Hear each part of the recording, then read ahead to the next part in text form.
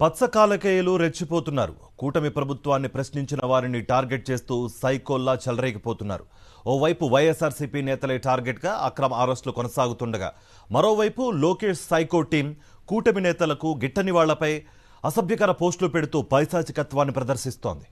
ఇటీవల గుంటూరులో వైఎస్ఆర్సీపీ అధినేత వైఎస్ జగన్మోహన్ రెడ్డిపై అభిమానంతో ఆయన కలిసి సెల్ఫీ తీసుకున్న చిన్నారి కుటుంబాన్ని సోషల్ మీడియాలో ట్రోలింగ్తో కూటమి కాలకేయులు వేధించి హింసించారు.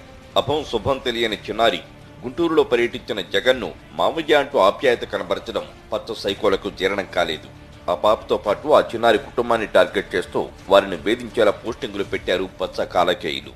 ఈ ఘటన మరొక ముందే తాజాగా విశాఖలో వైఎస్ఆర్సీపీ మహిళా నేత రోజారాణిని పచ్చమొక్కలు సోషల్ మీడియాలో ట్రోల్ చేస్తూ వేధించారు. ఫేస్బుక్, ట్విట్టర్లో అసభ్యకరమైన పోస్టులతో ట్రోల్ చేస్తూ వేధిస్తున్నాయి పచ్చ మోకలు. సభ్య సమాజం తలదించుకునేలా సోషల్ మీడియాలో పోస్టింగులు పెట్టారు పచ్చ సైకోలు. అమరావతి టీడీపీ కేంద్ర కార్యాలయం, హైదరాబాద్ ఎన్టీఆర్ భవన్ కేంద్రంగా Lokesh and co gang social media సైకోల కర్మాగారాన్ని నడిపిస్తోంది. ఒకరు కాదు, ఇద్దరు కాదు, రాష్ట్ర స్థాయి నుంచి గ్రామ స్థాయి వరకు దాదాపు వేలాది మందిని తయారు చేసి ప్రభుత్వాన్ని ప్రశ్నించిన వారిని, కూటమి నేతలకు గిట్టని వాళ్లపైకి ఉసుగొలుపుతోంది. హైదరాబాద్ లో మొదలైన ఈ ఉన్మాద మూక మూలాలు అమరావతి, బెంగళూరుతో పాటు విదేశాల దాకా వేళ్లూనుకున్నాయి.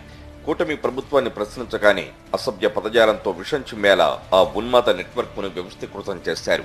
జుగుస్పాకర ఫోటోలు, అసభ్య వీడియోలను నిత్యం సోషల్ మీడియాలో గ్రామ స్థాయి వరకు సర్క్యులేట్ చేసేలా కూటమి ఉన్మాద నెట్వర్క్ వ్యవహరిస్తోంది. టీడీపీ జీతగాళ్ల ముఠాలో ప్రతి జిల్లాకు ఓ కన్వీనర్, ఆయనకు అనుబంధంగా 2-3 కో కన్వీనర్లను పెట్టుకున్నారు. ప్రతి శాసనసభ నియోజకవర్గానికి ఒక కన్వీనర్, 5-6 కో కన్వీనర్లు, మండలానికి ఒక కన్వీనర్, 2-3 కో కన్వీనర్లను పెట్టుకున్నారు.